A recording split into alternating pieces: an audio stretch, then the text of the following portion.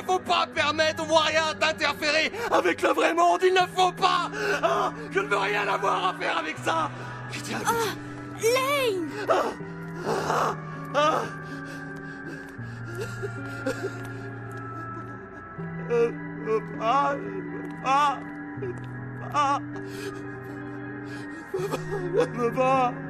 Je ne veux rien avoir à faire avec ça.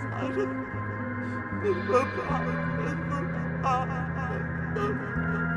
Peu importe où tu vas, tout le monde est relié. Bonjour à tous, vous êtes dans un monde de code pour ce 6ème podcast YouTube Only, électroniquement baptisé. Ah putain, je crois que ma compréhension est repassée en 56K. Apanage d'une véritable plus-value vendue par toute une génération de supposés passionnés refusant la hiérarchisation des cultures, les intra-références, les narrations explosées, les délires visuels et autres complexités de certaines œuvres de la culture populaire ont rapidement explosé pour former un microcosme de produits autant élitistes qu'intrinsèquement cultes.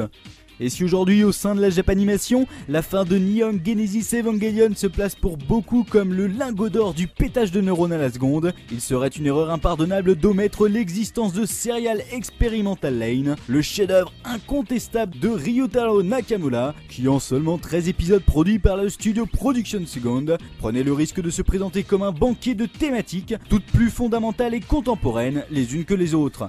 Mais à travers ce qui s'annonçait comme l'un des trips d'auteurs les plus prégnants que l'archipel ait pu nous apporter en partant des fondamentaux de l'anime qu'est The Metal Idol, avec lequel elle entretient certains thèmes similaires, Serial Experimental Line manque de concision et parfois son public, en risquant même la négation de ses enjeux originels. Une œuvre à ranger parmi les classiques de l'animation, loin d'être exempte de défauts, mais qui à l'instar de Paprika de Satoshi Kon impose la viscéralité comme véritable moteur de la lecture d'une œuvre. C'est un avis haut de gamme, flambant neuf. Toute option. Avec ce genre de bécane, tu pourras te balader partout sans problème et sans jamais stresser, même dans le wild. Moi, à la maison, j'emploie un système customisé, mais il n'arrive pas à la cheville du tien. Ah bon?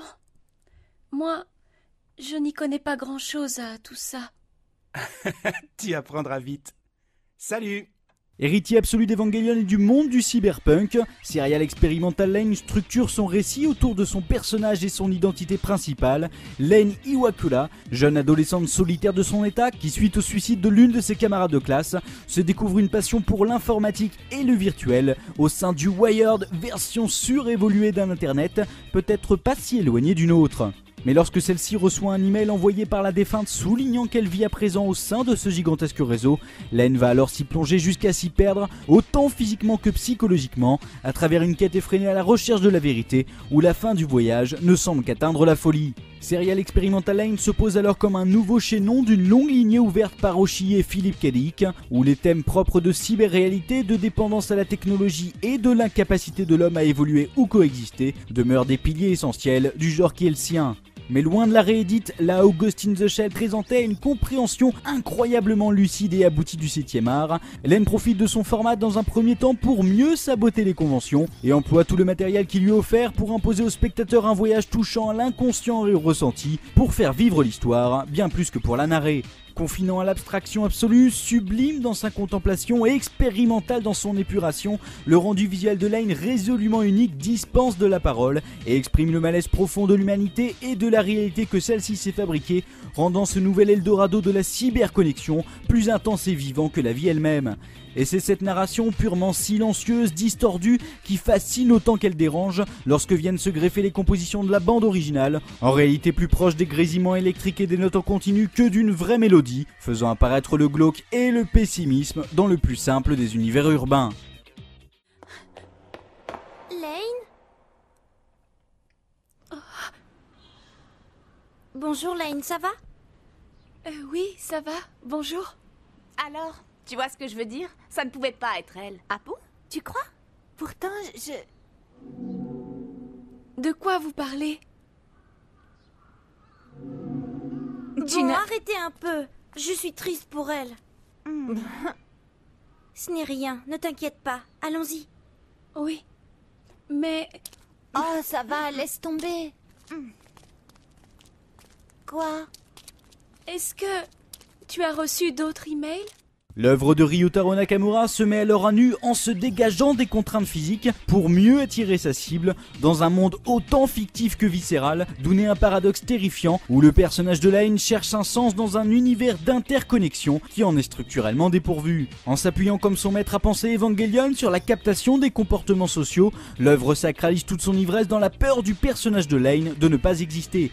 Qui est Lane? Ne plus se souvenir est-il synonyme de ne jamais avoir existé? Autant de questions qui offrent à l'animé une densité tellement forte qu'elle en perd le spectateur. Mais c'est finalement là que le produit final blesse, car en se présentant comme une œuvre sombre et onirique, de prime abord ultra cohérente jusqu'au bout de la pellicule, grâce à son ambiance zen numérique malsaine et le chara-design captivant de froideur de Yoshitoshi Abe, Lane finit par faire faux bond à ses principes et commet dans son déroulement final d'irréparables erreurs. Si le melting pot des thèmes et le foisonnement des questions, parfois malhabiles voire inadaptés, s'adresse avant tout aux amateurs de prise de tête en manque de philosophie sur le virtuel, l'œuvre n'épargne pas dans sa dernière partie nombre de poncifs de la Japanimation souvent ridicules, sapant l'immersion de l'animé et dévoilant au grand jour ses faiblesses, notamment en mettant en surbrillance la vacuité de sa trame principale. Serial Experimental Line en devient alors autant schizophrène que ses personnages et finirait presque sur une note de sentiment d'inachevé. Pour communiquer, il te faut un système puissant. Un système qui mûrira en même temps que ta relation avec les gens. Tu comprends? Et voilà. Viens par ici. Enregistre-toi comme utilisateur de la machine. Essaie de lui parler. Bonjour, Navi.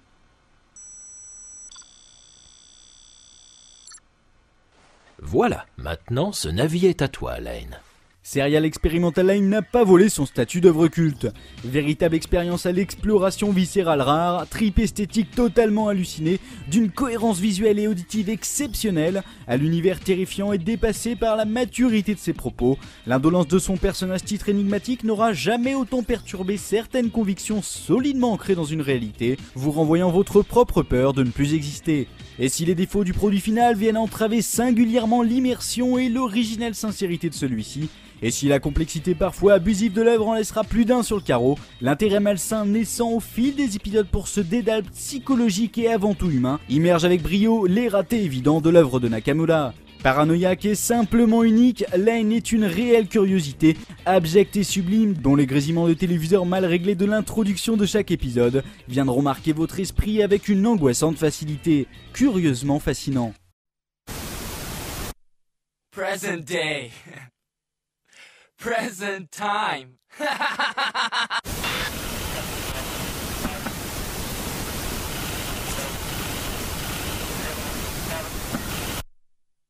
And you don't seem to understand.